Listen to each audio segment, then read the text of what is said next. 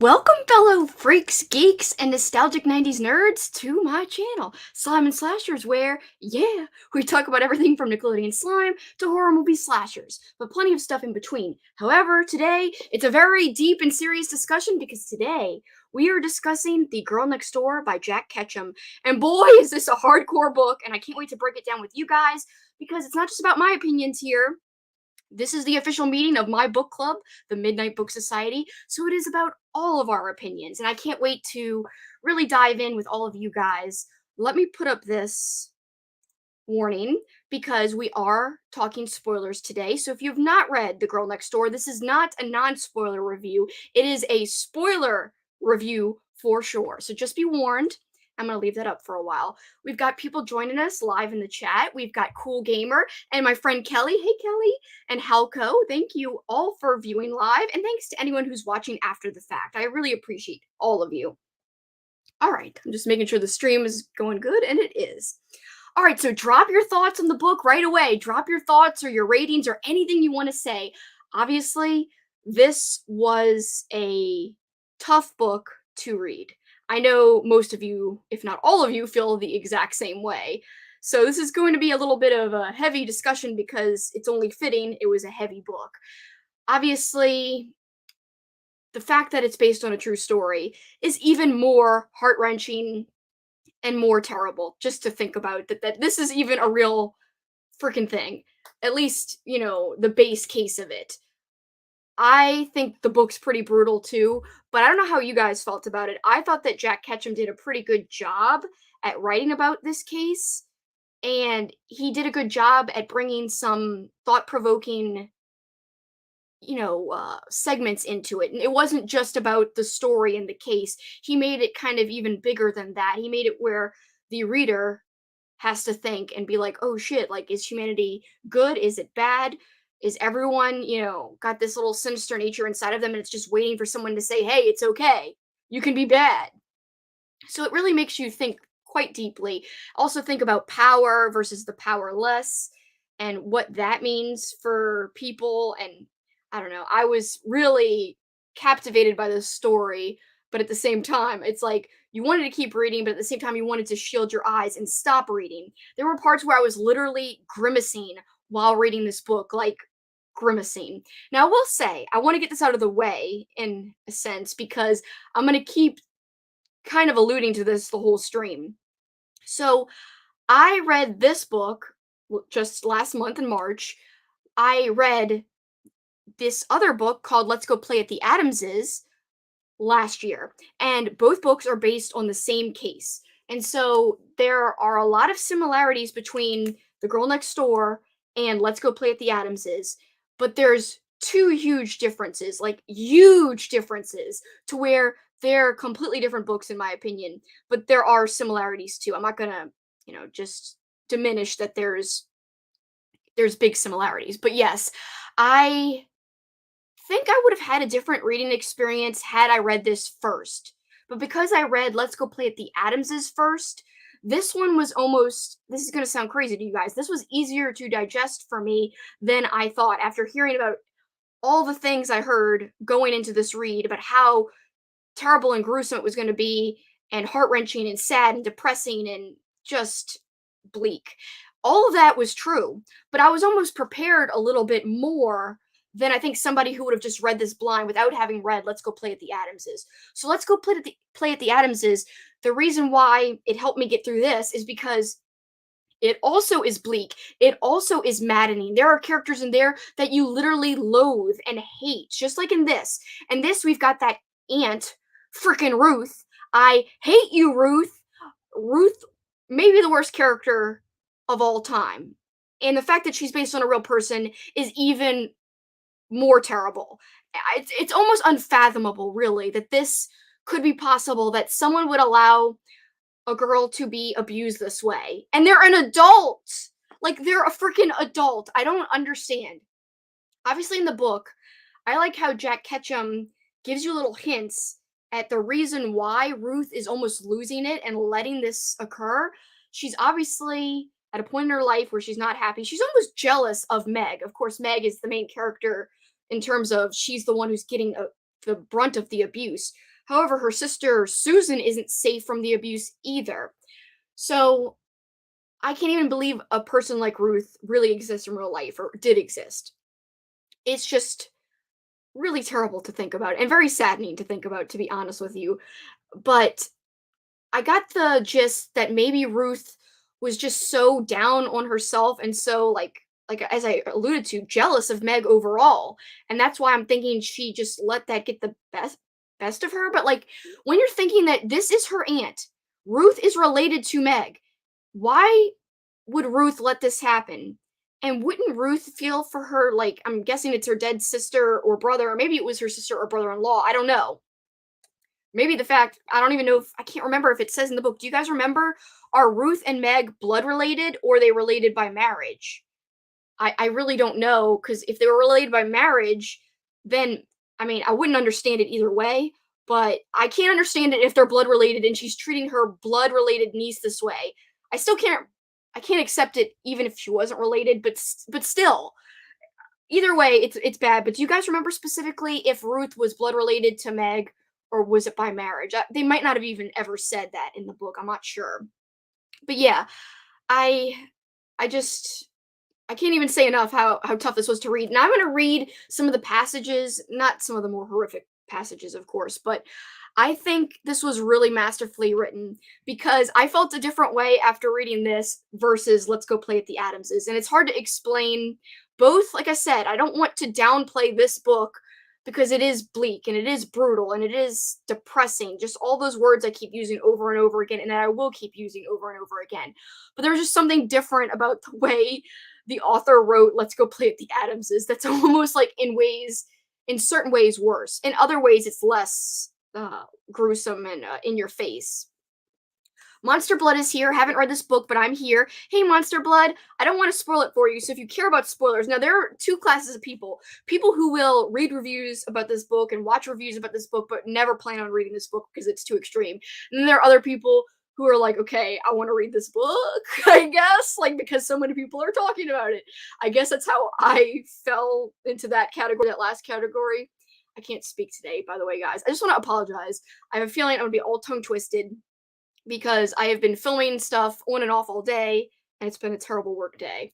And my internet has been on and off, and so work was really stressful because of that. So if I'm tongue twisted, I apologize. But I'm trying to have an eloquent discussion about this book, but it's difficult because it's just a really hard story to discuss. Kelly says, where are you, Kelly? I just lost your. I have yet to read Let's Go Play at the Adamses. I've been putting it off when I need a heavy read. Yes, it is heavy, and you will be so pissed when you read it. Like, I know we're all talking about how this, yes, there's parts that you just get so pissed. Like, I hated Ruth, as I said just a few minutes ago. For those just joining, I hated Ruth. Ruth was the worst character ever. So similar ideas, but you just hate some characters even more, I think, in Let's Go Play at the Adamses. It's just crazy how many hateable characters are in both books. It's just insane. Haven't oh, hold on. What? Mr. Morningstar says they released the real mother from prison. Completely bonkers. How is that possible? How could that person ever go free? That's really sad. That's really disappointing. God. Not the mother, he means Gertrude, which is the aunt, I guess, in the story, or the caretaker. Cameron's here. Hey, Cameron, how you doing? I'm so glad you're here. Dana's here. Hey, Dana. Oh, you actually did read it. Dana said hard book to read, but I thought handled it well, like Jack Ketchum. Yeah, it's like I can't even imagine sitting down to write this story. And there's actually a great, in my copy, an afterword by the author about writing it. It says author's note on writing The Girl Next Door. I don't know if you guys' copies had this in it, but I enjoyed reading that because he talked about how there were parts he didn't even want to go into. I mean, there are parts where he goes there, but he even left some stuff out and was just like leaving it up to the readers to not even imagine, to just gloss over, essentially, which I thought was a good thing. But like I said, he added more to it than just, brutality. He didn't just want to, I don't think he just wrote a story. I don't think he just wrote a story about violence just to write about violence and this horrific crime. I think he wanted to say some kind of bigger meaning. How did you guys feel about that? Do you think there was something more Ketchum was trying to convey? Do you think he did that successfully? And, I just want to know your thoughts because so far it's only been me saying how depressing and hard it was to read, but at the same time, comparing it in slightly, I'm not giving away spoilers for Let's Go Play at the Adamses. Mike Lee in the Cemetery Library. Hi, how you doing? Glad you're here. Everyone's welcoming everybody else. Heidi's here. It's okay that you're late, Heidi. We haven't really dug in much, and I've just been tongue twisted this whole time.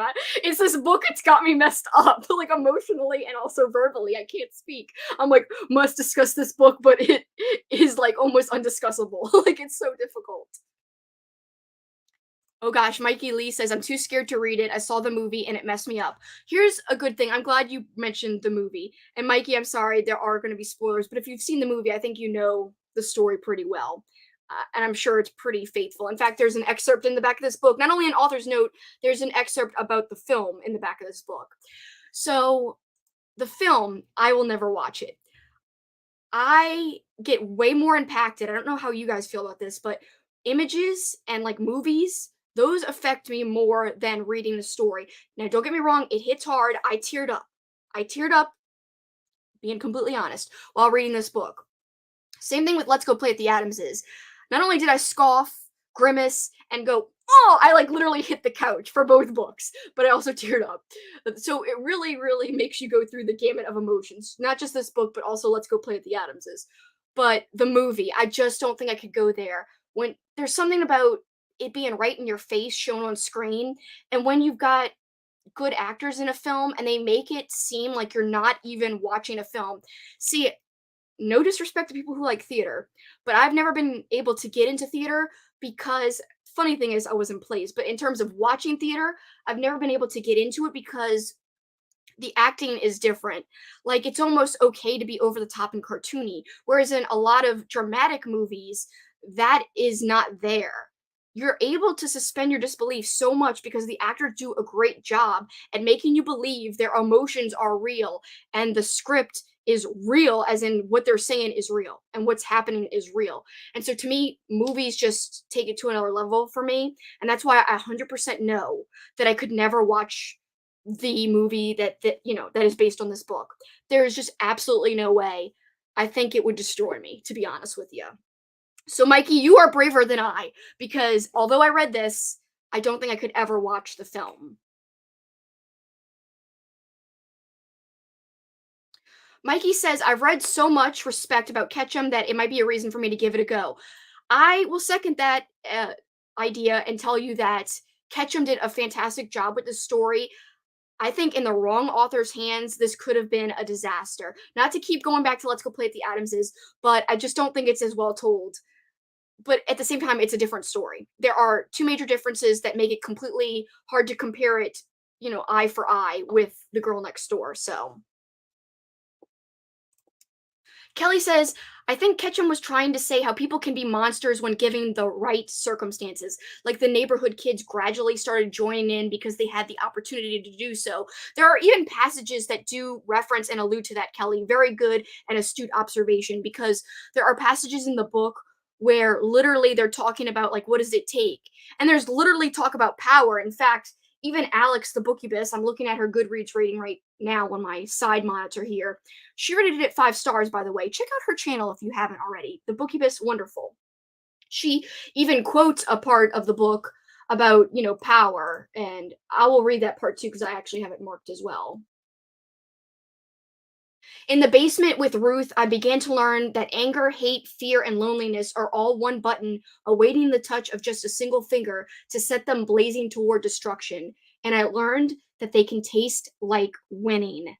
So, winning, power, control. I think that's a huge theme in the book because even our sympathetic main narrator character who does feel sympathy and guilt about what's happening to Meg, even that character gets sucked in at points. Not as much as the other kids, but still in a way sucked in and still has to live with the consequences of his actions or lack thereof in terms of not putting a stop to things for the rest of his life.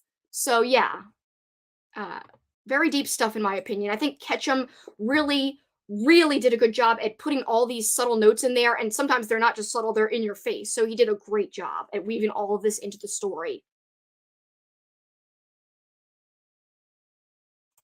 This is an interesting take here.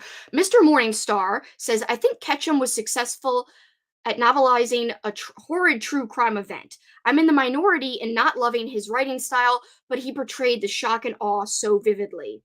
I'm surprised you don't like his writing style. What is the reason why you don't like it? What do you find that just doesn't jive with you about his style? I, at least from this book, like it a lot, and I would totally read more by him. In fact, I would love to read Off Season. Anybody here in the chat read Off Season yet? I would really love to almost nominate it for next month. Or this is going a little ham, and it's the totally opposite end of the spectrum in a way than the book we read this month. This book, I would also like to maybe nominate a a Richard Lehman novel. I'm not sure which one, but I would really have a fun time if we choose a Richard Lehman novel. I want to read a good one. I'm so disappointed by Funland that I would like to go back to Lehman and read a better one. Or I'll have to nominate a zombie book because my friend Kat and I are doing a zombie readathon and movie marathon as well. So either I have to stick with the theme or go off theme just because my book club voted off theme, which would be okay with me because zombie books are not my favorite at all. But I'm trying to get into the spirit of the readathon and the watchathon for the zombie month, which is next month for May. Katie is here. Katie rated it 5 stars, if I remember correctly. Yep, I see it right here on Goodreads. Katie rated Girl Next Door 5 stars. Katie says, does anyone know how close the book is to the actual case? I haven't read anything about the real case. The book emotionally hurt on a whole new level. I actually didn't know much about the case either. All I knew were some aspects which were similar from the book based on the same case, Let's Go Play at the Adamses. So that is all I knew is what I learned from that book. And then after reading that, I learned that it was real. And I can see why, like, if you guys have read Paperbacks from Hell by Grady Hendrix and Will Erickson, they talk about Let's Go Play at the Adamses being based on the same case and how people threw it out of their houses and some people like set the book on fire. Now, I don't know any stories. I don't know if you guys know any stories of people doing that with this book. Again, I just think it's a different type of writing style and maybe people weren't as angered. Now, don't get me wrong, it's angering to read about Ruth and what she does to Meg and Susan. But I just think the author handled it differently and there's at least a character that feels guilt and sympathy and stuff like that. And so there's a it's kind of bleak, but there's a glimmer of hope because at least somebody can recognize what was happening was wrong.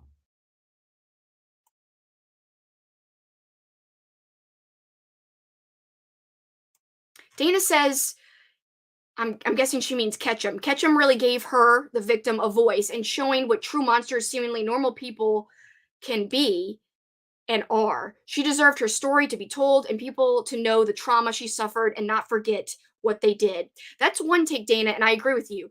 But there's actually a whole another take, and I read it on Goodreads.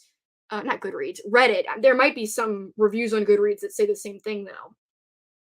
There is all kinds of stuff on Reddit about how people do not agree with Jack Ketchum writing a story based on this true crime event. People are like, oh my God, he was just in it for money. This is so seedy and gross that he wrote about this for financial gain.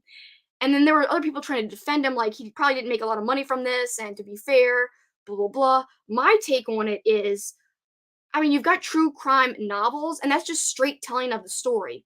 I feel like Ketchum went even further and was trying to put some kind of emotional spin on it. And that's like a good way because it makes us as humans think and recognize that this shit is not okay.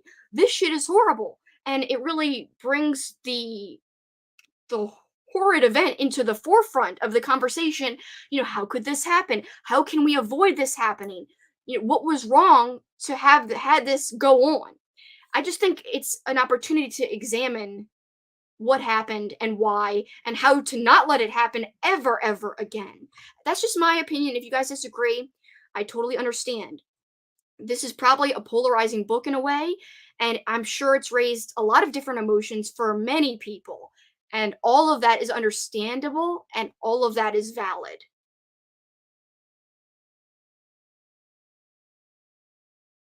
Oh, Heidi is in here bringing some facts for us. Heidi says in the real case, the girls were not related to the woman. Okay, so the abuser, they were not related to her. I wonder how they came to stay with her then. I think they were just staying over at a neighbor's house because their parents were out of town or something, Heidi. Am I right in that? Or or something of that nature.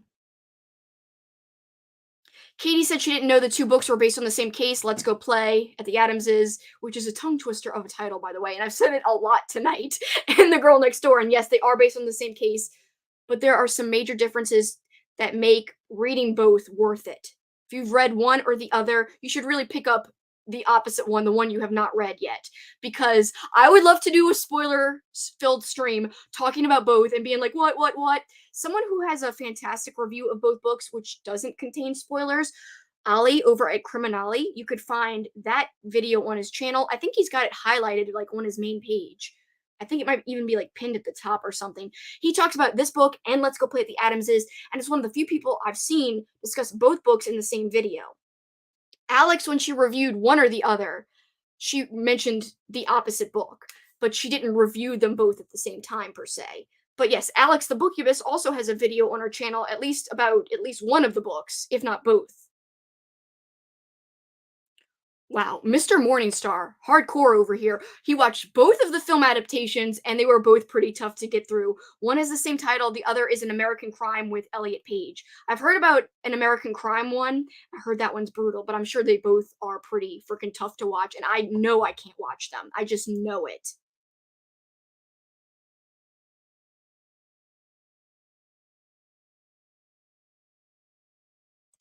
Heidi says she can't remember why the girls wound up with this non-relative person who was taking care of them, but Heidi says she read all about it at one point and that's what scared her away from reading the book for so long. But now she needs to go back and read about the real case. I need to too, and I should have before this so that I could give you guys some facts and details. I'm so not prepared, and that is totally my fault. But my internet was on and off all freaking day long. I was almost scared I couldn't do the stream. But I'm gonna research it after this, and I will, you know, maybe put some stuff in the Discord. Guys, if you're new here and you haven't been on the channel very long, I do have a Discord where we all talk about the books we read as a club for my book club, the Midnight Book Society. It is linked below. And if I find anything, I will link it in there. And if anyone else finds anything, feel free to link it in the Discord under the Girl Next Door little channel that's there.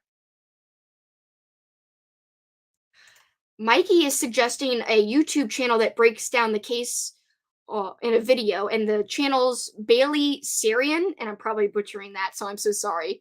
And I keep reading the comments over here versus over here. I am sorry if that's distracting. I'm distracting myself with it. I'm just making sure there's lots of comments here. Guys, still, give your ratings as we go. I know I saw Kelly say a 4-star. I want to go back up. Why? Let's see.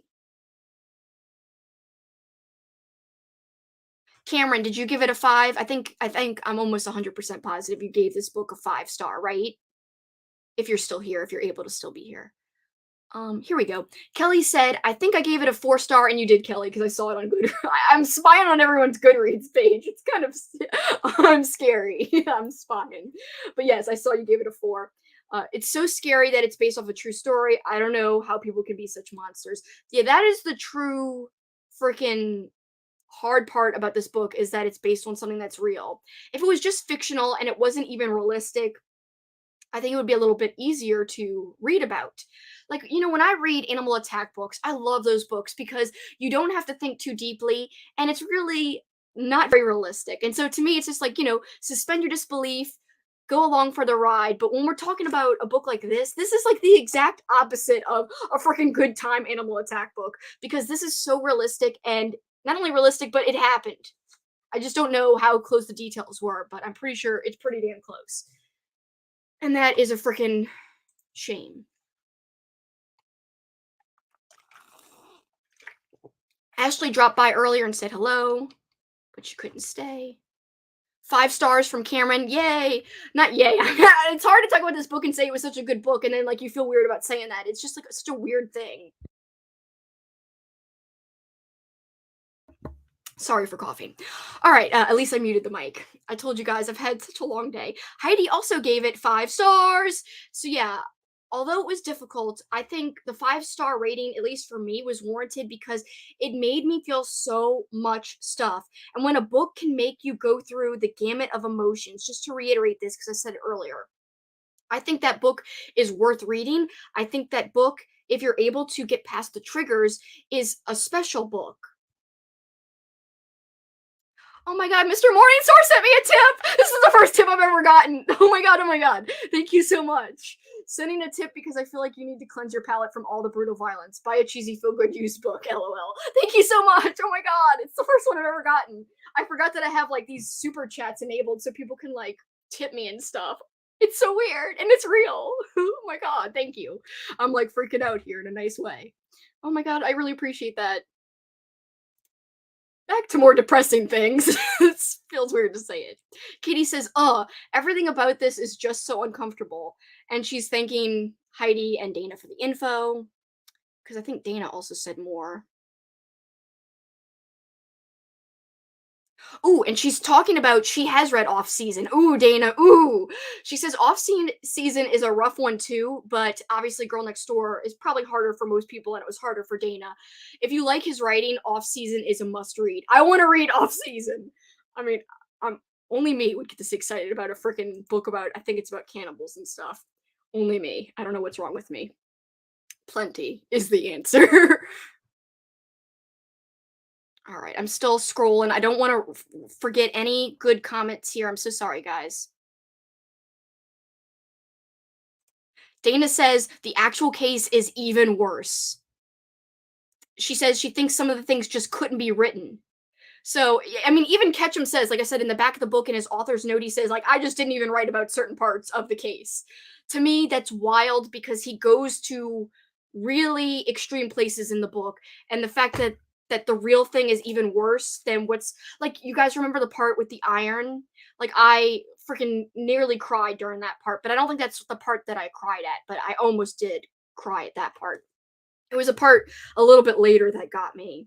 And yeah, it was just so emotionally kind of trying to go through the book, but at the same time, so yes, it was a hard read, but I read this sucker in freaking a sitting, not exaggerating. It was literally in a night. So I started it, I think at like 8 p.m., maybe 7 p.m. I wasn't watching TV, but I was in the room with my boyfriend as he was watching TV, and oftentimes that's when I have to read. It's never during quiet time. I never have quiet when I read, and it kind of sucks sometimes. But anyway, I make do. So I was so engrossed, I didn't even hear anything. I didn't hear what he was saying to me. If he talked to me, I would always be like, "What?" And I'd get kind of annoyed when he would say something. I'd be like, "I want to get back to the book." And then like I said, I almost felt like I was prepared for certain things because of reading Let's Go Play at the Adamses, and I kept knowing that it was going to get worse and worse. So in that way, I was like, I got to just get through it. It was almost like I needed to power through it and be like, okay, I'm going to get through it, see what it is, and get past it, and then have the experience of having read it, and then I'll be out on the other side, if that makes sense. I almost think that was part of the compulsion of reading it in one sitting. So, like I said, started at 7 or 8, went all the way through the night. Then I continued on like in our bedroom, like when he was already like snoring, sleeping, I was like, I'm still reading, bitch. And I kept the light on and I was like, oh my God, oh my God. And I was trying not to make noise and wake him up because I was like, oh, like there was parts where I was like, damn it, no, no. And I was really getting upset. And like, I wanted to like hit stuff, especially because I just hate Ruth.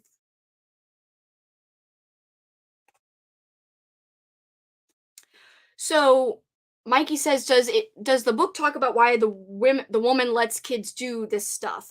Well, as I was kind of referencing earlier a little bit, I think it was almost implied that she was jealous of Meg, the older girl, the girl who gets the brunt of the abuse, and she got off on having the power, she got off on demeaning her, and I guess she put all of her, I'm trying to think of a good word, all of her self-criticisms onto Meg. Like everything she was unhappy about in her life, how she got pregnant early, how she, got married but then was left by her husband. All of that frustration, I guess she took out on the girls. And it's not an excuse. It's not a good excuse at all. It doesn't justify what she did. Nothing could justify what she did. It makes no sense. But in her twisted mind, I think that's what happened. What do you guys make of her being sick in the book? Tons of passages of her getting a headache, her almost diminishing physically as the abuse wears on. She is also just freaking almost like diminishing, like in terms of getting more sick, getting more just run down, less healthy. I don't know what that was. Was that them trying to imply that she had, like, a tumor or something? Or that she was mentally ill? Like, she, I don't know, had something break, like a mental breakdown that also manifested physically? I really don't know. I mean, time and time again, it's referenced how she kept spending more time in her room because she got more and more headaches, and she was almost, like, losing it. Obviously, she had to be losing it to let the kids do what they did, but I wonder what Ketchum was trying to say was going on with her physically by mentioning all of that stuff. Oh, Heidi just researched some stuff about the true case. Heidi says the real father sent his daughters to live with this woman for pay, and after a few weeks stopped paying, so the woman started taking out her frustrations on the girls. Still, that woman is so evil. Like, you can't just have some humanity and just take care of these girls, like, without abusing them? Like, what the hell? That's horrible. God, like, the world's such a messed up place. It's kind of insane. But again, at least we had a character in this book who felt something for the girls, who felt like this is not right. This, like, is not okay. But even like that character, obviously I was getting kind of mad at him when he was, wanting to touch Meg and all of this stuff. Cameron said, great points. I never thought about her mentality in relation to her physical health. Yeah, I just don't know. I mean, there was plenty of instances where Ketchum, sprinkled that in, like she had a headache and all of a sudden she's doing this or she's doing that. And like she was almost not like connecting with reality. Like just things she was doing. Also, another thing I would like to discuss is the police. The idea of all the kids turning on Meg, even though they knew she was being abused. And this, the abuse hadn't gotten to extreme levels yet, but it was still abuse. And everyone knew how badly she was being treated. She tried to tell the police officer, and everyone turned on Meg, like, you just don't do that. And Ketchum kind of explained why, it was part of the times. You just don't, betray an adult like that. As a kid, you don't do that. You're overstepping your bounds. But I had trouble, understanding why the kids would be against another kid just for trying to improve her circumstances. I really couldn't understand that. But again, I guess I'm just assuming it was part of the times, which would, I suppose, make a little bit of sense. I don't know.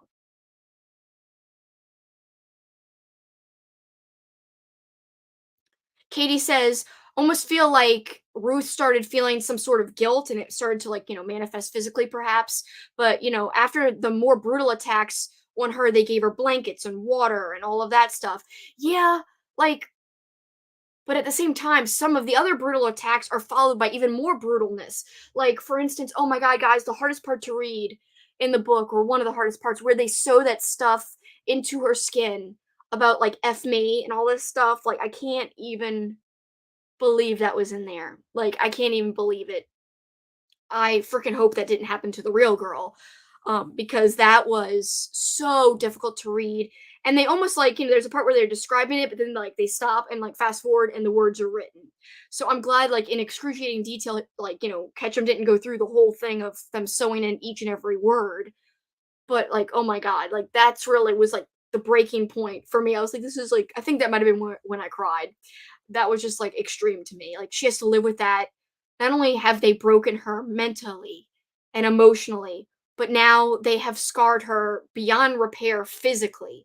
And then, like, the realization then with almost everyone in the room that there's no way that they're going to let Meg live after this. That was pretty strong, in the book, strongly indicated, I should say, and it was just hard to read. Yeah, and I know that, there are parts in the book where no one's thinking about what's gonna happen, how is this gonna end, and then that jerk kid Eddie, the one who's like a super abuser and a very violent kid, talks about, "What are you gonna do, kill her?" And brings it up so nonchalantly. What is wrong with this kid? And same thing with Let's Go Play at the Adamses. There are some like freaking psycho kids. Like, I didn't know psycho kids like this when I was young. Thank God. I don't know if you guys had an experience with psycho kids like some of these kids. I mean, obviously you wouldn't have witnessed abuse firsthand, but kids that are just like, known for being over the top and extreme. Oh my God, Heidi says she thinks the thing with the sewing of the words really happened. That is horrible. Jamie's here joining us. Welcome, Jamie. The branding, yeah. The iron, as I said earlier too, was another difficult part. I just, like I said, it's hard. Like, you don't want to tell people that you recommend this book, but at the same time, if you're looking for a novel that will impact you and stay with you for the rest of your life and is a powerful novel, I do think that this fits that bill for sure. But I wouldn't, phrase it like, I recommend you this book. But like, people who want an emotional book that like makes them feel something and impacts them, then this could be it.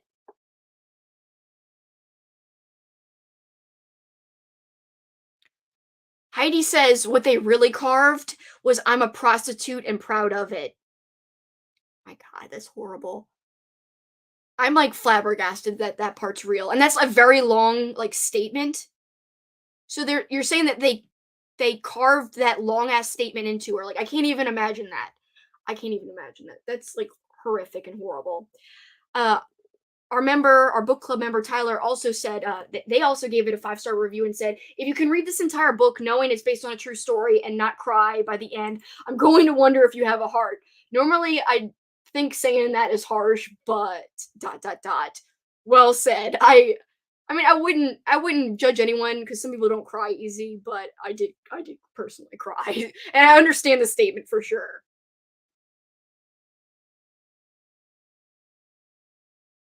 Smells Like Teen Horror says, I have heard about this book for a long time, but will never ever read it. Give me someone in a mask killing teens anytime. I do like a good slasher. And as I was saying earlier, I like a good animal attack story. So all of that is fun and wonderful and light in a way, even though it's horror. I know guys know what I'm talking about, your fellow horror fans. So you're no stranger to what I'm saying. But yeah, this is completely different. I totally get you. And Smells Like Teen Horror, no problem. I was happy to subscribe.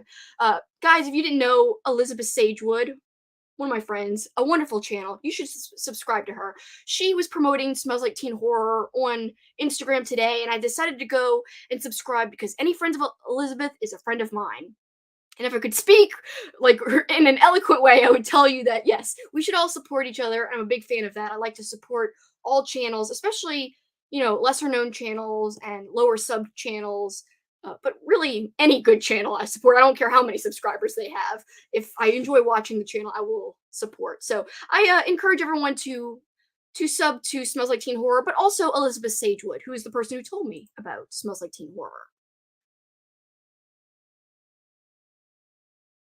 Cameron, I understand this completely. Cameron says, I sobbed like a baby for 3 days straight after reading this. Like, I know. Afterwards, I was just like flabbergasted. So I think it was like 1:30 or 2 in the morning when I finished this book. As I said, I read it straight through and I stayed up and I could not go to sleep afterwards. This is probably the wrong book to read right before bed, but I had to like read about what people thought about the book too. I was like, what? And I could have just stopped at the end of the story, but I also wanted to hear like what Ketchum had to say about writing the book. So I read the author's note afterwards as well because I just had to know like what compelled him to write this book. And I think if I remember correctly, because it was a few weeks ago now that I read it, but he kind of said like he heard about this case and he had just wrote off season, but he wanted something that was more serious, something that was not just like something filled with gore for no reason. He wanted something more impactful, and hell, I think he accomplished his goal by writing this story. Jamie says, watch the movie on Netflix. Things escalated quickly. In the movie, of course, they were drawn out in the book. I didn't cry, but I didn't feel good about it either when it comes to the book. Yeah, I mean, like I said, I just teared up. I didn't like bawl cry, but and again, I think I was prepared because I read Let's Go Play at the Adamses, which I know I teared up at, and I was pounding the couch for both books. I was like, oh, I hate this. I hate this. I was so pissed. There's a whole big review on Let's Go Play at the Adamses, but parts of it contain spoilers. I do warn about the spoilers, but I would just say make sure you read the book before you watch my review. Sorry, I keep doing this. My flipping hair. It's been a day. But I'm really happy that you guys are joining me for this stream because it's always fun to discuss a book, even a really sad book and a hardcore book with other people so that we could all share our opinions and discuss why we felt the way we did for certain reasons and all of that. Also, Juan over at Plagued by Visions also rated it 5 stars, whereas Andre over at Hot Saki rated it 3.25 out of 5. Story is disturbing, didn't live up to the hype.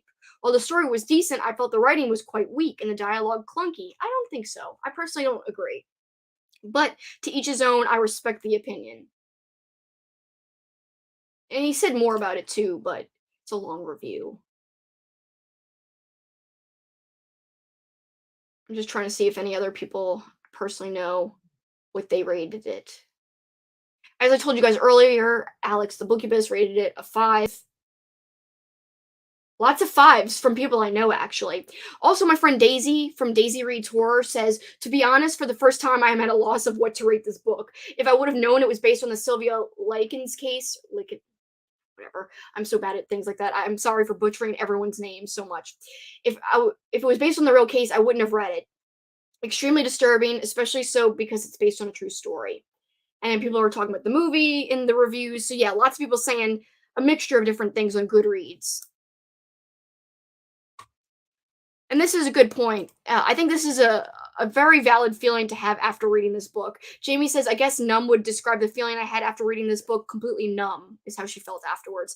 Yeah, like that is a valid feeling, I think, an emotion to have. Like, just you go through the gamut and you just are in disbelief that this could be real, that afterwards you're just like kind of numb. I could totally see that and empathize with that and understand that for sure.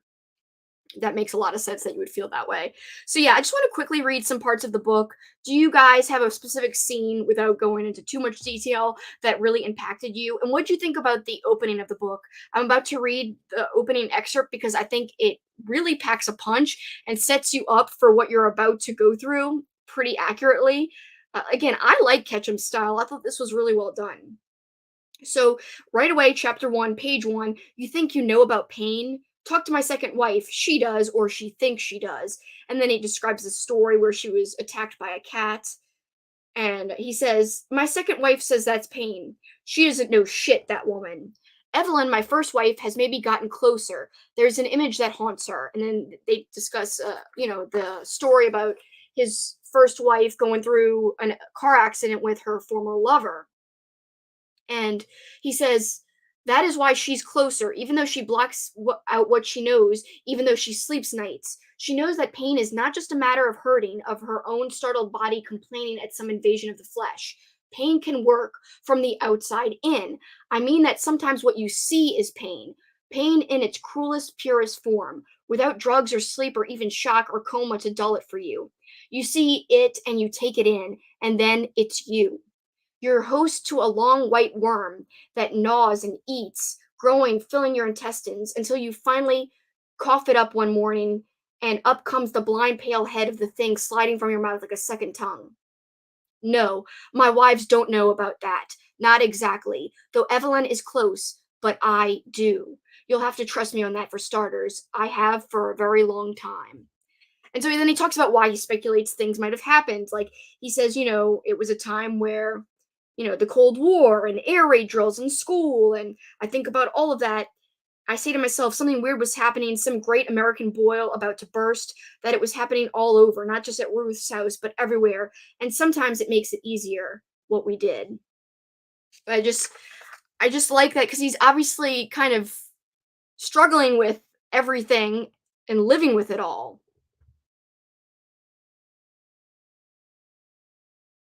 Blood said, I think Ketchum is a talented writer, but his style is not for everyone. I myself am not a big fan of the few books I've read of his, just something about his writing style. And he did like a shrug. That's why he did a shrug. I totally get that, Monster Blood. I have to read more to really know that I truly like his style and it wasn't just, this one particular book that I enjoyed the style of, but I will have to, determine after reading more. But I understand. I wonder, what books did you read by him already? Jamie says, my grading system, the book was a solid A. Again, it's hard to rate, and I understand people who don't rate it anything because it's like, how do you rate the book? But for me, it was a 5-star rated book because of, just to reiterate again, how much I felt while reading it. And I just think you don't come across books all that often that make you feel the way this book does. And that says something, I think. Just a few more excerpts, not much, nothing crazy. Also, I thought it was weird. I just had a carnival themed marathon and readathon in February, and I had no idea, but this book mentions a carnival coming into town at the very beginning. Nothing, no abuse takes place there per se, but I just found it odd and coincidental that I had just read a ton of carnival books, and the book I was expecting mention carnivals the least was this book, and here a carnival pops up, a few sentences about it. And they even talked about the carnies in detail in a few passages, and I was like, huh, what are the odds? I just read a whole bunch of carnival books. And honestly had no idea this one even mentioned carnivals at all. But really, it isn't a big part of the story. I'm just mentioning it only because I had just read a whole bunch of the same type of books that were all about carnivals. This one just, lightly mentions it. And then, the page on my edition, it's on page 88. He talks about his first wife and how she still calls sometimes the narrator and asks, "Are the children all right?" Even though they never had any kids together. And now he just tells her, he says, she says, "Are the children all right? I've long since learned not to ruffle her. Yes, Evelyn, I tell her. Sure, they're fine. Go back to sleep now, I say. But the children are not fine. They will never be." And of course, he's alluding to what happened as, when he was a kid, as living, with what he experienced over at Ruth's house with Meg.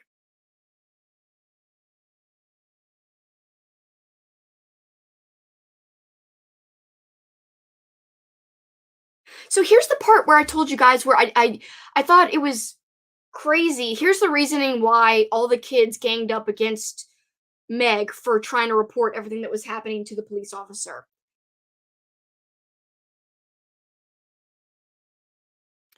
Mostly it was the cops, Eddie, who after a while had the final word on the subject. He's basically saying, when Meg talked to the cops, this is what they're referring to. "Well, it didn't get her shit though, did it?" he said, thoughtful Eddie.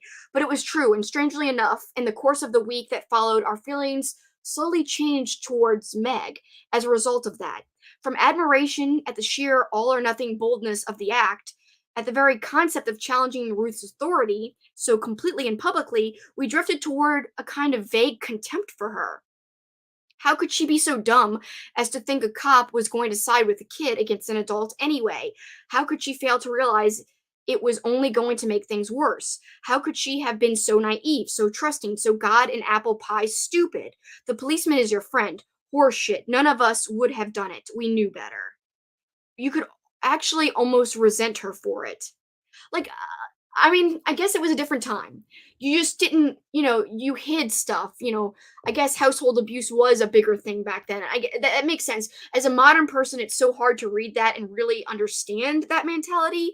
But I know it did exist back then for sure. It was definitely a thing where the family was the family's business, not anyone else's, including the police. I don't know. It was just hard to read that, like coming from a modern mentality. I mean, and chapter 24, that is a hard chapter because where it went was to the basement. And so then like shit gets even more real from then on, from 24 onwards. Monster Blood said the other books he's read by Jack Ketchum include Off Season, Offspring, and Red.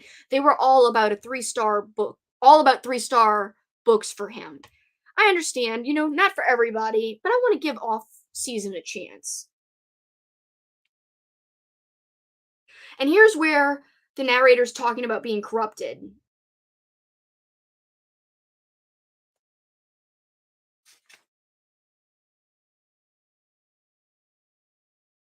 Donnie hit her and drove her tightly folded arms into her belly. Her mouth was set, grim, a hard concentration in her eyes, and for a moment she was the heroine again, battling the odds. But just for a moment, because suddenly it was clear to me again that all she could do was take it, powerless, and lose.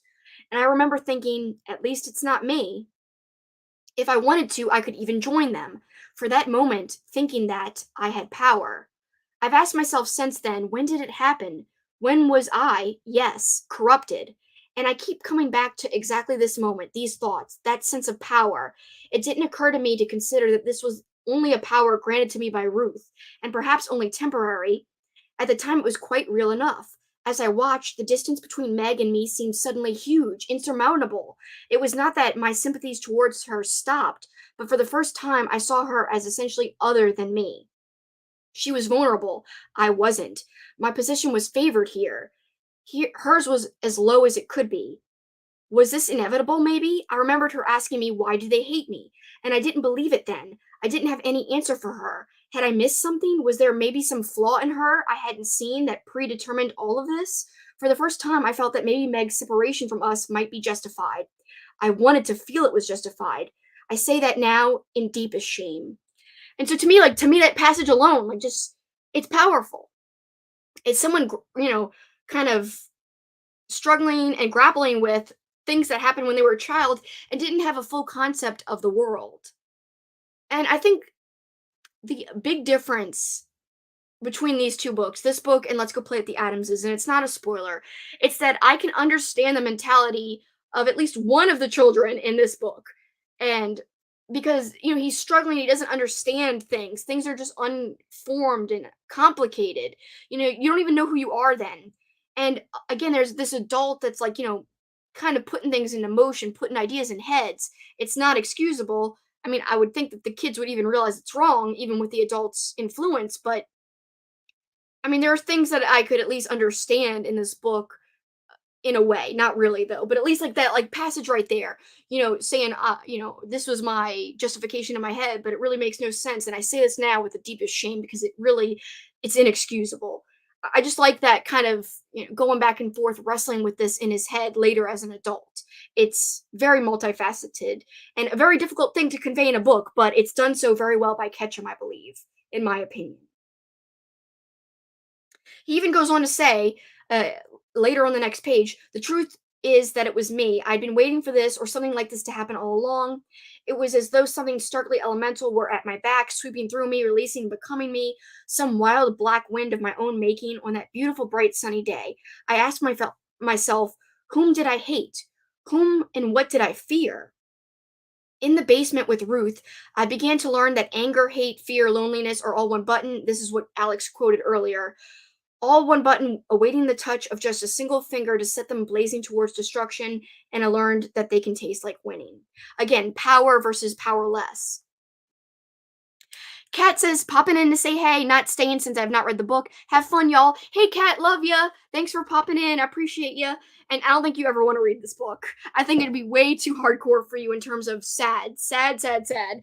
And the abuse would be so hard for you to read. But definitely understand not even wanting it to be spoiled or even talked about. But I really appreciate you stopping by. I love you. And I appreciate you. Guys, Kat and I do a whole Year of King every month where we read a different King adaptation and watch the movie or the TV show adaptation that goes with the book or story. And we've been doing that every single month. This month, our read is The Dark Half, and we're going to watch the movie by the same name. And we're going to have a live stream chat about that on May 1st. So stay tuned. That'll be at 2 p.m. Central Time, May 1st. Mark your calendars if you want to read The Dark Half or if you've already read it and you don't care about spoilers. Then join us. Kat's the best. She says she loves me too. I love you. You're the best. All right, so just going on a little bit.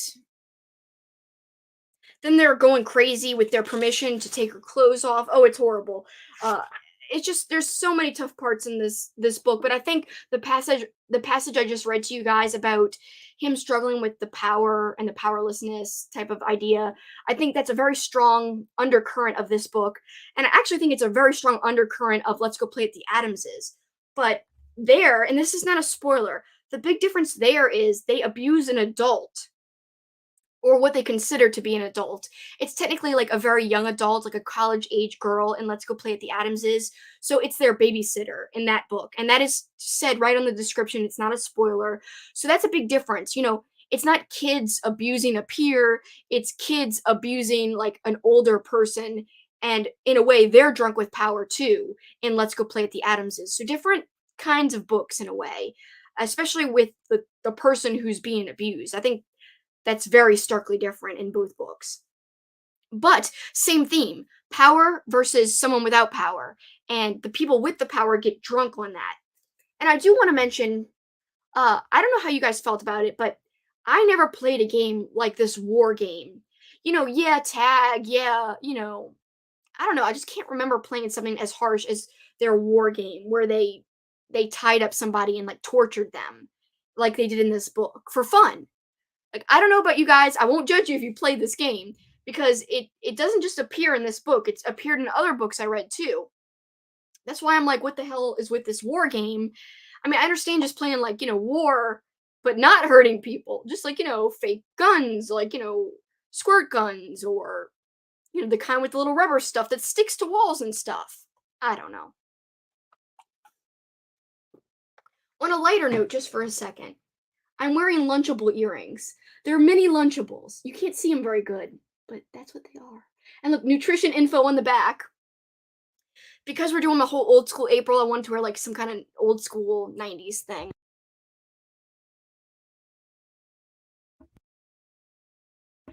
Worst stream ever. Coughing, dying. It's the book. It's affecting me physically now. I don't know. I think it's really just the day ahead. Mr. Morningstar says, this book shows there's no limit to human evil.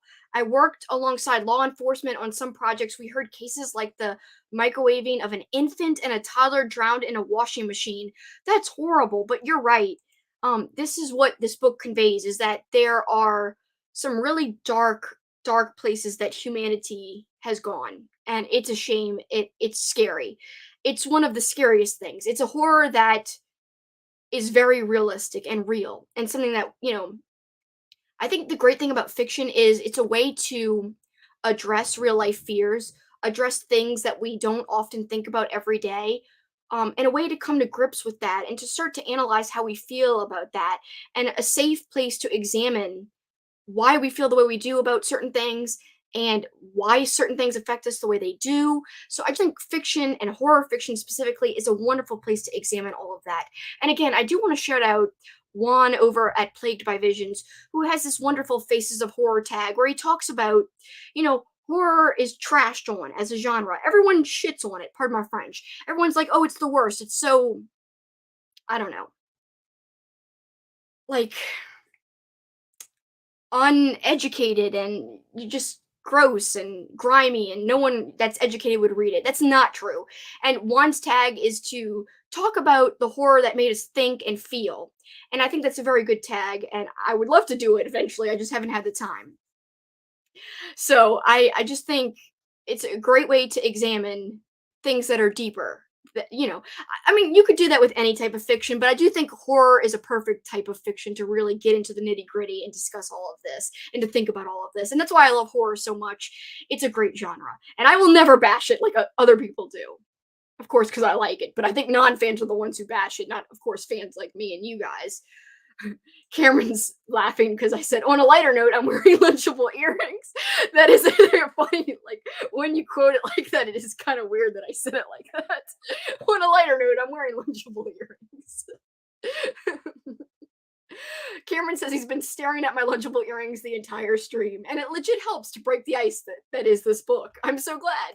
That's what I was hoping for. Because again, we've got this heavy book, but we've also got the fun, old school April vibe that is my readathon and watchathon event that is happening this month. And I'm so jazzed. So let's move on to lighter things as a wrap up.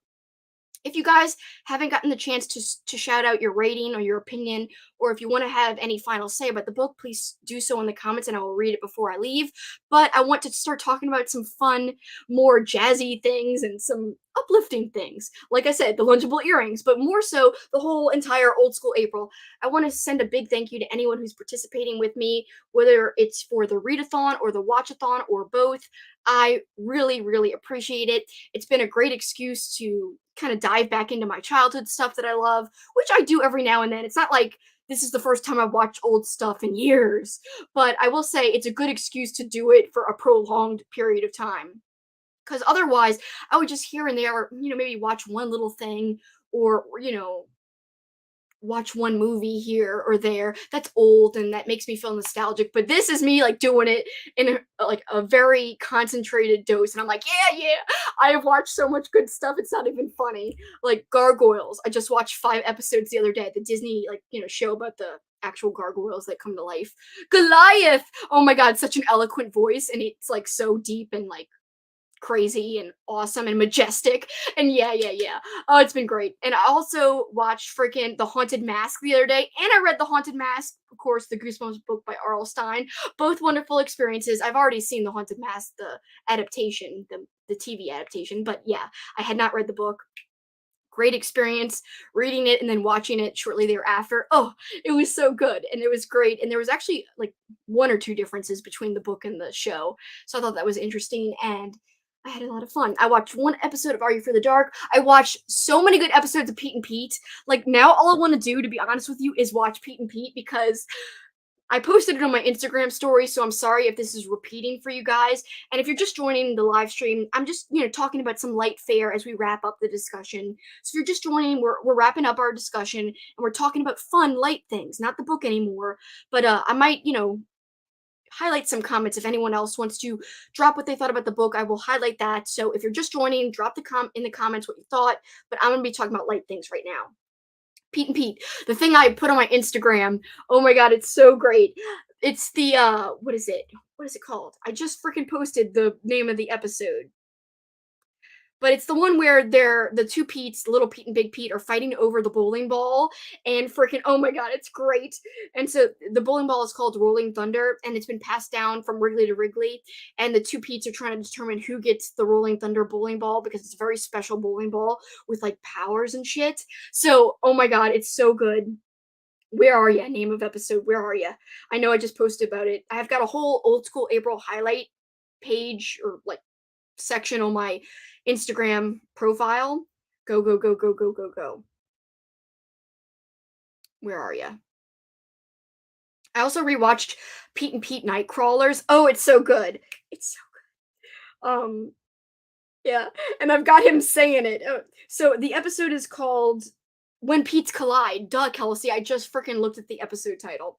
But yeah, there's a great part where Artie, the strongest man in the world, is like, he's like, I forgot what he says to begin with, but he says something about grandpappy. It's like so exaggerated when he's like talking about the grandpa and trying to get the grandpa to give him the bowling ball, and then he ends up fighting the bowling ball. Oh, it's magnificent.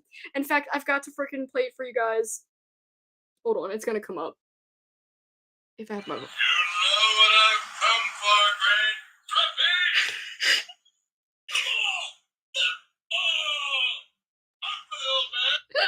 the way he says it, the ball. It's so great. I'm sorry to be yelling. It's just a magnificent episode, and I didn't remember how great it was. So I'm gonna sing Pete and Pete's praises forever. So yes. Heidi says when I call people bitch, like yeah, bitch. That's guaranteed to break the ice too. In fact, my friend Ashley just messaged me the other day and was like, "I love how you call us bitch." By the way, and I was like, "Are you serious, or is that like a sarcastic note?" And she's like, "No, I'm serious. It's like it's unique that you use it as like a term of endearment." And I was like, "I'm glad you like it." Bitch. No, I didn't say that. I did not call her bitch in that moment. I would not do that. The only person singularly that I call bitch is my boyfriend Paul. And that is how it's become a thing. That and Breaking Bad with Jesse Pinkman, the character, he always says bitch. Paul and I rewatched it last year. It was like my fifth time rewatching the show. And so after that, I freaking just kept saying bitch a lot. And then we started saying it to each other as like a term of endearment and like fun. Like he'll walk by my room and be like, bitch, and I'll be like, bitch. So that's how it came about. And that's why I've been saying it so much. Jamie says, I love Keith David as Goliath from Gargoyles. Gargoyles was one of her favorite shows in high school to watch after school was out. Yeah, it was so good. Oh my God. Jamie says she wants to watch Teen Witch tonight. I'm still trying to think of if I'm gonna watch Teen Witch and like try to make a watch party because there's a way if people have Amazon Prime, it's on Amazon Prime for free. So whoever also has Amazon Prime, I think can join in on the watch party and all watch it together. And so I really would love to do a big watch party. I mean, I don't know how it works. Can like you guys hear me when we do a watch party? Does anybody in the comments know about watch parties? How does it work? I understand how to set it up, but I don't understand when you go into one if you're just typing with people or if you're like all on screen and can hear each other. Like, what the hell do you do? I don't know. So let me know if that's something you guys would want, or if you just want to watch it all separately and then have our live stream discussion, which is set for God knows when. I have to look it up. I have so many live streams in May, my head is going to explode. It's like insane. Like, I have way too many live streams, and I don't know what my problem is because only me would have this many live streams in a month, and that would be next month after we talk about everything that happened this month. So, what day is it? Because anyone who wants to watch Teen Witch, you should come to the live stream because it's going to be so fun. It's going to be so marvelous. All right, so Teen Witch, the live stream date is set for Thursday, May 12th, so a while away. But we could do a watch party maybe, I don't know, in like 2 weeks or something. I don't know. I don't know. But let me know if you guys want that on my community tab on Instagram. You could DM me, or you could say it here in the comments, either during this live or after the fact. You can come back and comment. By the way, guys, if you're watching live, please leave a like. That would really help the analytics. Stupid analytics. Analytics. That's what's the bitch. And I'm saying that in a mean way. Analytics are a bitch, and I don't mean it nicely because I don't like them. I don't like this big algorithm thing. Get out of here, algorithm. You never help me. I don't like it at all. All right, so guys, we also have more fun things on the horizon. Our picks for this month for April, we've got 2 picks. You guys can choose to read one book, the other book, both books, or neither books. It's all up to you guys. But if you're into reading with the group, our group here that's meeting right now, the Midnight Book Society, the 2 books, the potential books are Feast, aka Ritual by Graham Masterton, which is on Kindle Unlimited right now. So if you have that service, you can get it for free. So you can read that, and we'll have a live stream discussion on Sunday, April 24th. So that is the only live stream discussion for April that is actually set in April. Or the only, I'm sorry, book that's going to be talked about in April that we're reading for April. So everything else that we do and watch in April will be talked about in May. But yes, Feast is coming up, and it's like my version's like 300 pages. I just looked because I just started it this morning. So just be aware if you need more time to read. It is a little bit longer, but I think it's going to be fun. I think it's going to be like, gas pedal to the floor, going crazy, 0 to 100. Mr. Morningstar needs to learn about Teen Witch. Mr. Morningstar, you gotta watch it if you like cheese. But if you don't like cheese, you might not like it. But he asks, is Teen Witch the same as Sabrina the Teenage Witch? No. Teen Witch is a 89 movie from 1989. I mean, 89 movie, like you just know what that means. It's a movie from 1989, and it's so cheesy. It's got the wonderful actress who plays the psychic in Poltergeist. She's also in Teen Witch, and she's like a witch. But also, she's not the teen witch, she's an adult lady witch. There is an actual teenage girl who may or may not be a witch. I don't want to spoil it for anyone who hasn't seen it, but yeah, I love that movie, and I know a lot of friends who like that movie. My friend Benjamin likes it. Cameron likes Teen Witch as well. Lots of people in the chat here like Teen Witch. So that's one of our movies because the book club for the first time ever has official movie picks for the month of April, which we'll be discussing in May. Teen Witch is one of them. The horror movie Dolls is another one, which we'll be talking about in May. So if you decide to watch Dolls this month, join us for the discussion next month, which is set for May 19th at 7 p.m. Central Time. Also, uh, Book of the Damned is our other book for April this month. We'll discuss it in May. This live stream for Book of the Damned is set for May 5th at 7 p.m. Central Time. It's Cinco de Mayo that day. I'm sorry. Originally, I had thought it was going to be flipping on Mother's Day, and then I realized it was Mother's Day, and I said, hell no, we gotta honor our mothers, bitch. And so we must do that and not have a live stream. So instead, I'm making it on Cinco de Mayo, only because I cannot find enough dates in May to have all these streams for. It is what it is. Lunchables. Goodness, old school joy for this month. And that's a very stark difference from the book we just discussed from the month of March. But I really appreciate those of you who read this book and who joined the chat today. I know it wasn't easy, and that's why I extra appreciate it. And I feel like it was easier to read knowing that I had people that I could talk about this with afterwards. So I thank you all, because without you, I wouldn't know. I wouldn't know if I could do it. I honestly just have no idea if I could actually get through it. Only because, like, once I read a heavy book like this, I kind of want to dissect it and talk about it with others. And when there's no one to discuss it with, you're like tearing your hair out, being like, "What do people think? Am I alone in feeling this way?" Kind of thing. But it seems like we're kind of all on the same page mostly about this book. Hard to read, but did have some emotional impact as well. And that's my gist of what everyone's saying in the chat. Correct me if I'm wrong. I think relatively well received in terms of our book club read and our experience with it. All right, so guys, I'm about to wrap things up. I want to, say thank you again for joining me, and I'm just laughing because I keep seeing Cameron's comment in the chat saying, "I'm glad you like it, bitch." Like, I did not say that to her. That would have been so harsh and mean, because that would have came off like wrong and hardcore. But I did not say it. All right, guys, lots of fun stuff on the horizon. I don't know what you guys have been watching, but I hope you're joining in on Old School April in one way, shape, or form. If you are, thank you once again, and thank you for watching tonight. For this time, though, guys, that's it for me. Till next time, as I say each time, you know what you can do? Keep on killing it. And I went to a different octave there. I really appreciate all of you right now in the chat, and I also appreciate those of you who might be watching after the fact. You all mean a lot to me, and my channel is like my baby. I don't feel bad saying it. It's kind of true. And I appreciate you guys. It's been great meeting all of you virtually and sharing all of our opinions on books and movies. It's been so fun. Again, for this time, that's really it for me. I'm really leaving now. Bye, guys. Thank you so much.